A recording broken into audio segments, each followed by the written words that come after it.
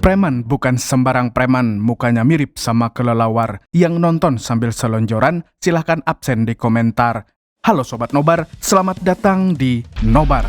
Kembali lagi bersama saya Mamang Tobi yang kali ini akan membawakan film berjudul Fight Against Evil 2 yang dirilis pada tahun 2023. Menceritakan tentang seorang polisi brutal yang mendatangi markas mafia seorang diri untuk membalas kematian sahabatnya sekaligus mengungkap kasus yang sangat besar. Film ini merupakan prequel dari film Fight Against Evil yang mendapatkan rating 9,7 di layanan streaming IKY. Selain itu, film ini juga dibintangi oleh Xia Miao yang saya tidak kenal sama sekali, mantan aktor bocil yang terkenal sebagai anaknya Jet Li di film-film lawas seperti The New Legend of Shaolin. Jadi saya jamin film ini akan sangat seru, penuh dengan adrenalin dan aksi baku hantam yang membrutalkan. So, tanpa berlama-lama lagi, siapkan mata, telinga, dan anu-anuan kalian semua. Mari kita nobar dan inilah Fight Against Evil 2.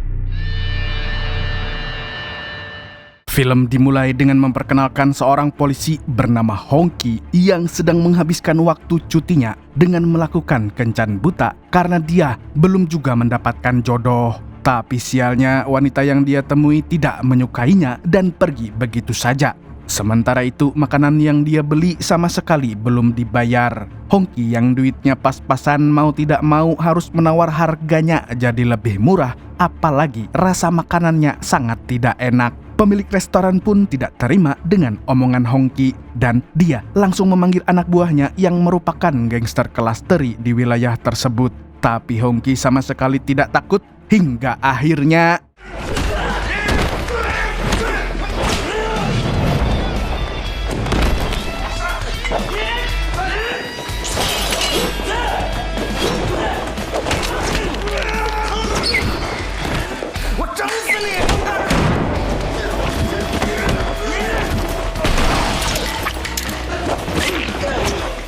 melihat kemampuan bela diri Hongki, para jamet tersebut langsung ketakutan bukan main. Namun tidak lama kemudian ada beberapa polisi yang masuk ke restoran setelah mendapat laporan dari selebgram tadi. Dan pemilik restoran pun merasa senang karena tidak babak belur di tangan Hongki. Selain itu, dia juga bisa melaporkannya yang tidak mau membayar makanan. Tapi ternyata polisi yang datang itu adalah sahabat Hongki yang bernama Zhang. Bahkan dia memanggil Hongki dengan penuh hormat karena dia adalah kakak ke-9 di panti asuhan dulu. Mendengar hal itu, pemilik restoran dan anak buahnya pun ikut memberi hormat kepada Hongki. Kemudian Zhang memberitahu mereka bahwa Hongki adalah polisi terbaik di kota itu hingga dianggap sebagai pahlawan dan pastinya tidak korup seperti Lord Sambo. Di suatu klub malam ada sebuah pertunjukan hiburan yang dilakukan oleh Guizi dan Dubo, sepasang suami istri yang bekerja sebagai penari panggung. Setelah selesai tampil, mereka langsung beres-beres di ruang ganti. Tapi tidak berselang lama seorang mafia yang bernama Sanjiang datang ke ruangan tersebut. Kemudian memperkenalkan sosok Masyang kepada Dubo. Dia adalah seorang mafia kelas kakap yang sangat berkuasa di wilayah tersebut. Selain itu, dia juga merupakan seorang penyembah kakek Sugiono yang terkenal gila wanita. Mulai dari sini, mari kita panggil saja dia dengan nama musuh kita semua. Siapa lagi kalau bukan Samidi? Setelah memperkenalkannya, Sanjiang keluar dan membiarkan Samidi mendekati wanita tersebut. Dan ketika ruangan sudah sepi, Samidi langsung melakukan tindakan tidak senonoh kepada Dubo. Wanita itu pun ketakutan dan berusaha kabur dari sana. Namun Samidi menunjukkan kekuasaannya sebagai penguasa bisnis video plus-plus di kota tersebut yang jahat, kejam, dan tidak pernah tersentuh air wudhu. Dia mengancam akan menjebloskan suaminya ke penjara lagi. Dan hal itu bisa dilakukan dengan mudah karena Guizi pernah menjadi pencandu narkoboy. Di waktu yang sama, Guizi sedang mencari istrinya di klub itu tapi tidak kunjung menemukannya. Keesokan harinya, Guizi nekat mendatangi markas Samidi setelah mengetahui kejadian yang menimpa istrinya. Karena tidak terima, dia pun berniat untuk menghabisi mafia tersebut. Tapi Samidi sama sekali tidak ketakutan meskipun Guizi datang membawa pisau kurban Idul Adha. Dia malah berkata kalau dia sudah puas bermain dengan Dubo. Setelah itu, dia menyuruh anak buahnya untuk mengusirnya. Samidi kemudian memberikan uang kepadanya agar dia mau pergi dan melupakan kejadian tadi malam. Menjelang sore, Dubo mengajak suaminya untuk pindah ke Nganju dan memulai hidup baru di sana. Mendengar itu, Guizi hanya bisa meminta maaf karena tidak bisa menjaganya dengan baik. Dia lalu menatap senja dari ketinggian apartemen sambil memegang tangan Dubo. Dan tiba-tiba... Keesokan harinya, Hongki mendapat kabar tentang kematian Guizi. Dia pun langsung pergi ke rumah duka untuk melayat dan mendoakannya. Rupanya dia adalah teman baik almarhum di mana dia pernah membantunya yang kesulitan saat baru keluar dari penjara.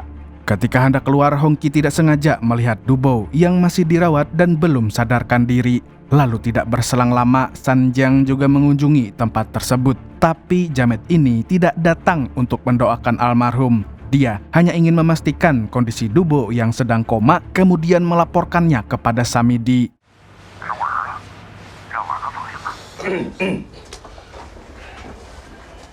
Sepulangnya dari rumah duka, Hongki kembali melakukan kencan buta dengan wanita yang dia kenal dari aplikasi Tantan. Namun sayangnya, tidak ada yang cocok untuk dijadikan istri. Meskipun demikian, Hongki tidak menyerah begitu saja. Dan malamnya dia menemui seorang wanita bernama Yu. Tapi saat akan makan bersama, Hongki tidak sengaja menumpahkan minumannya hingga mengenai baju Yu. Dan tidak disangka-sangka, ternyata wanita itu adalah seorang pecandu narkoboy. Terlihat dari tangannya yang penuh dengan bekas suntikan. Lalu beberapa saat kemudian dia dijemput paksa oleh seorang gangster kelas teri yang mengaku sebagai pacarnya.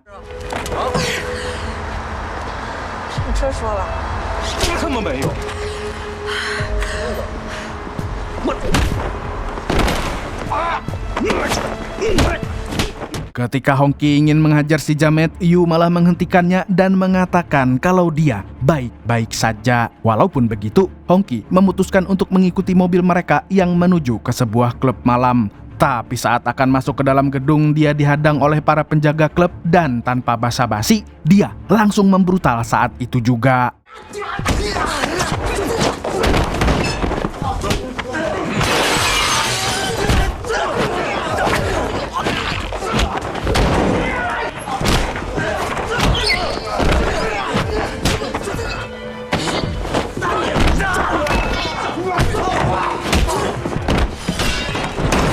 Melihat kebrutalan Hongki, pacar Yu pun ketakutan bukan main dan langsung mengadu kepada bosnya yang bernama Xiao Bin. Namun ternyata dia adalah adik ke-18 Hongki di panti asuhan dulu. Alhasil, Xiao Bin pun meminta pacar Yu untuk meminta maaf kepada Hongki sebab dia adalah kakak angkat yang paling dia hormati selama di panti asuhan. Setelah itu, dia mengajak kakaknya tersebut untuk berbincang sambil minum teh. Di sini, Hongki melarang Xiao Bin untuk melakukan bisnis ilegal agar tidak bermasalah dengan kepolisian. Dan manajer klub itu pun menjamin kalau semua bisnis yang dia miliki halal 100%. Halal dari mana bisnis klub tempat di mana Al-Kihil dibebaskan? Keesokan malamnya, Xiao Bin mengajak Hongki untuk datang ke acara reuni panti asuhan yang dihadiri oleh kakak tertua hingga adik paling muda. Selain makan-makan, acara ini juga akan menjadi kesempatan untuk merayakan kesuksesan Xiao Bin. Tapi di tengah acara, salah satu kakak tertua bersikap sinis kepada Hongki karena tidak mau membantu anaknya jadi polisi. Nah, ini nih mental-mental penyembah ordal. Tidak mau ada keributan, Hongki pun langsung keluar dari tempat tersebut. Xiao Bin yang merasa tidak enak pun mengajaknya pergi ke sebuah klub malam milik kenalannya. Dan ternyata kenalan yang dimaksud adalah Sanjang dan seorang wanita cukurukuk bernama Dawei. Lalu saat mereka hendak berkenalan, tiba-tiba Samidi datang ikut bergabung di sana. Kemudian mafia itu mengajak Hongki untuk berjudi dengan taruhan yang besar. Melihat itu, Xiao Bin pun langsung menenangkan kakak angkatnya dan mengatakan kalau Samidi hanya bercanda. Dia lantas memperkenalkan Samidi CS kepada Hongki secara baik-baik. Di sini dia akhirnya tahu kalau Samidi adalah orang yang berjasa dalam bisnis Xiao Bin dan Sanjang adalah mafia yang merangkap sebagai sutradara film. Sedangkan Dawei bekerja untuk mengurus para wanita yang ada di klub tersebut. Dia lalu mengajak Hongki untuk menjadi ketua satpam di klubnya agar bisa mendapatkan gaji yang lebih tinggi daripada menjadi abdi negara tapi gaji di bawah UMR. Hongki pun tidak menggubris perkataan Dawei dan memilih pergi dari sana. Tapi saat dia hendak keluar, Samidi menghentikan langkahnya kemudian memanggil para penari wanita dan melakukan sesuatu yang sangat janggal di mana dia ingin membeli harga diri mereka. 40万。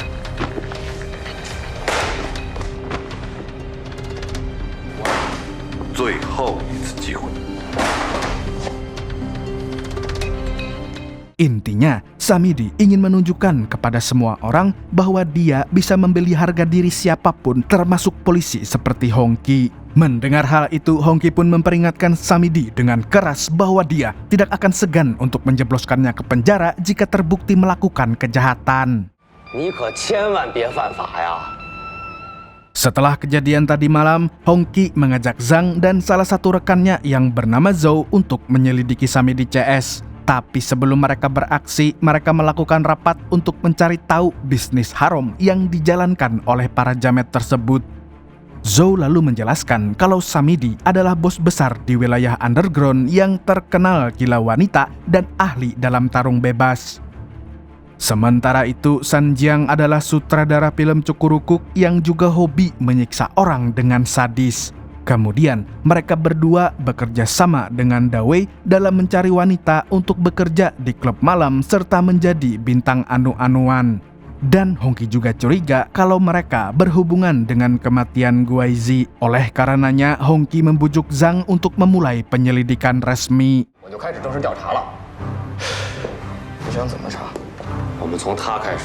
Tanpa membuang-buang waktu lagi, Hongki pun mendatangi Yu, gadis yang pernah dia temui saat kencan buta. Di sini, Hongki langsung menanyakan tentang bisnis milik Samidi CS karena ternyata wanita ini bekerja untuk Dawei.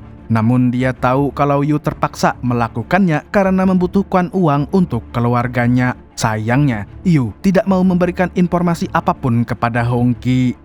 Lalu beberapa hari kemudian, Yu secara tidak sengaja melihat Samidi sedang melakukan sesuatu yang membuatnya sangat kesal, di mana mafia itu sedang menyuruh seorang wanita untuk menjadi budaknya lalu dicekoki dengan berbagai jenis narkoboy. Merasa kasihan, dia pun berusaha untuk menghubungi polisi, tapi sialnya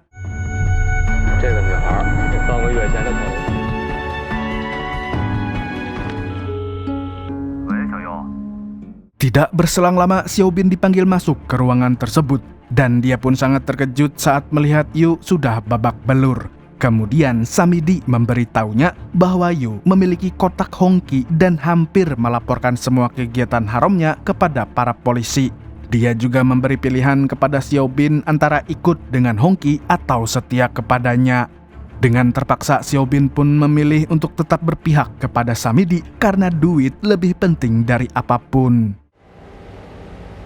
咱们是好兄弟吧？是。你跟谁更亲？这事儿就你去办吧。明白。厉害，红旗不倒啊！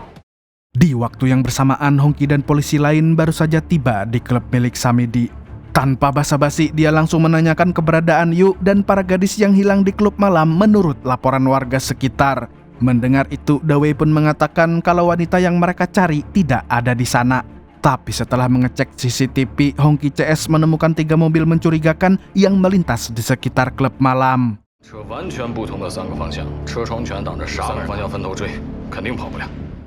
Setelah mengikuti salah satu mobil tersebut, Hongki terkejut karena orang yang mengendarainya ternyata adalah Xiaobin. Tanpa pikir panjang, dia pun langsung menemuinya di toilet umum yang bau pesing, lalu mengajaknya ke kantor polisi untuk menjelaskan semuanya. Namun Xiaobin menolaknya dan mengatakan kalau dia punya hutang budi kepada Samidi. Karena berkat mafia itu, dia bisa menjadi kaya raya seperti sekarang. Padahal sebelumnya, dia hanyalah seorang pemuda kismin pemakan beras bulog. Dan suasana pun seketika menjadi tegang hingga akhirnya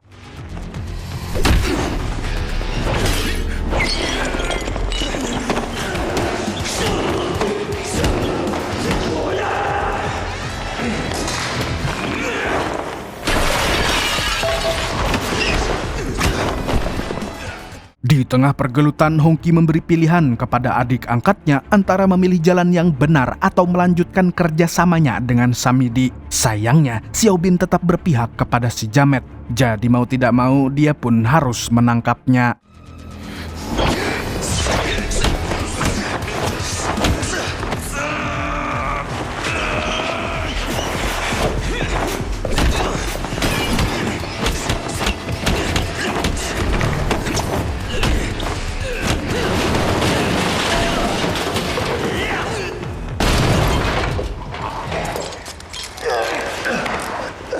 Kemudian setelah memborgolnya, Hongki merampas HP-nya untuk diselidiki. Di sana, dia menemukan sebuah nomor telepon yang ternyata adalah milik anak buah Sanjiang. Ternyata Jamet itu sedang membawa Yu dan puluhan wanita ke tempat terpencil untuk dijadikan artis film Cukurukuk.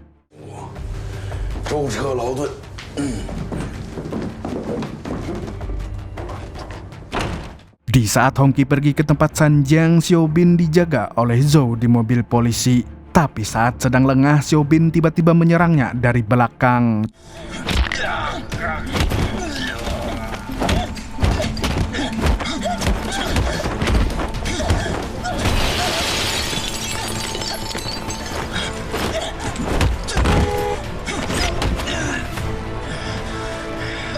Dia kemudian menghubungi Sanjiang lalu memberitahu bahwa Hongki akan pergi ke tempatnya.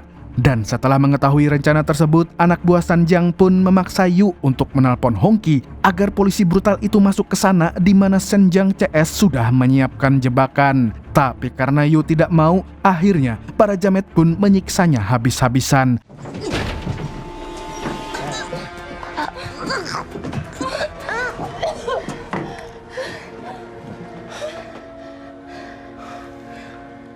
Tidak berselang lama, Hongki akhirnya tiba di lokasi tujuannya. Dan pada saat yang bersamaan, dia mendengar suara tangisan Yu lewat telepon. Ketika masuk ke dalam, dia melihat para wanita sedang dipaksa main film Cukurukuk. Dan tanpa berlama-lama lagi, dia pun langsung menghentikan proses syutingnya. Namun tidak berselang lama, Sanjiang datang dan mengerahkan semua anak buahnya untuk menghabisi Hongki.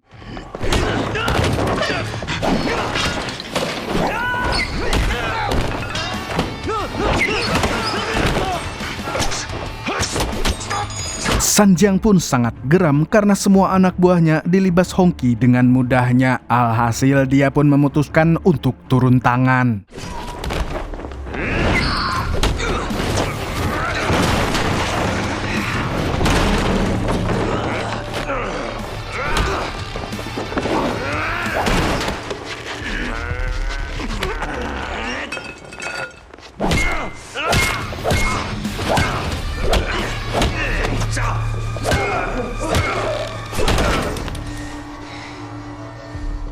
Hanya dalam sekejap, Hongki akhirnya mampu mengalahkan Sanjiang. Lah, lemah banget Sanjiang. Dan tidak lama setelah itu, mobil polisi datang untuk meringkus semua penjahat yang ada di sana.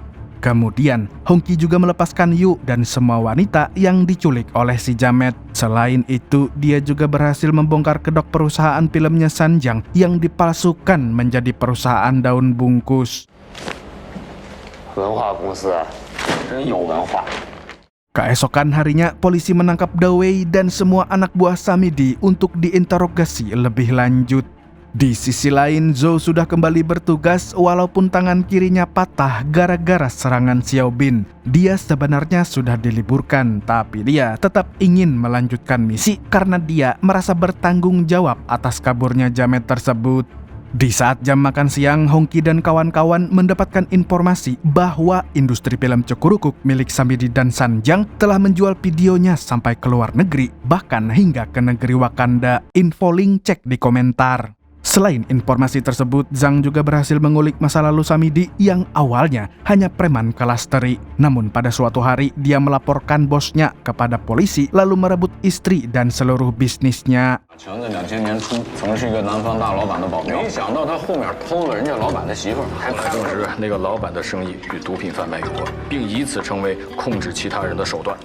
Di waktu yang bersamaan, Xiaobin mengunjungi Samidi di tempat persembunyian, kemudian meminta maaf karena sudah mengacaukan semuanya. Bukannya marah, Samidi malah terlihat santuy. Selain itu, dia juga berniat untuk mengajaknya kabur ke luar negeri.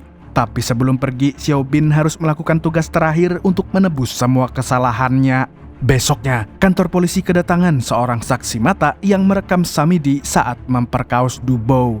Dengan adanya video tersebut, kini polisi sudah memiliki bukti kuat untuk menjebloskannya ke penjara. Namun saat hendak menangkap Samidi, Hongki tiba-tiba mendapat telepon dari ibunya Dubo yang terdengar mencurigakan. Karena khawatir, dia pun memutuskan untuk mengunjungi rumahnya. Dan ketika sampai di sana, dia melihat ibu Dubo sudah pingsan setelah mencium bau gas LPG yang sangat menyengat. Ternyata semua ini adalah ulah Xiaobin yang diperintahkan Samidi untuk membangkar Hongki hidup-hidup. Akan tetapi dia tiba-tiba teringat dengan semua kenangannya bersama Hongki hingga akhirnya memutuskan untuk membatalkan rencana pembunuhannya. Lah gampang banget menyerahnya si Xiaobin. Malam harinya, Xiaobin kembali ke tempat persembunyian Samidi untuk memberitahu kalau dia tidak sanggup menghabisi orang yang sudah dia anggap seperti saudaranya sendiri. Mendengar itu, Samidi pun murka dan langsung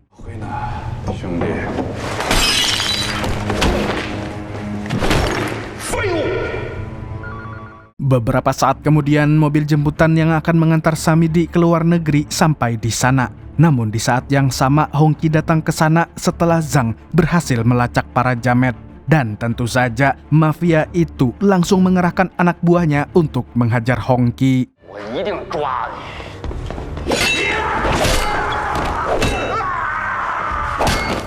Setelah menumbangkan anak buahnya, Hongki pun akhirnya bisa melawan Samidi yang konon katanya sangat ahli dalam tarung bebas.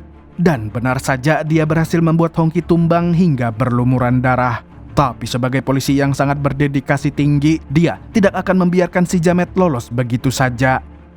Hongki pun kembali bangkit untuk menghadang Samidi dan baku hantam pun terjadi lagi.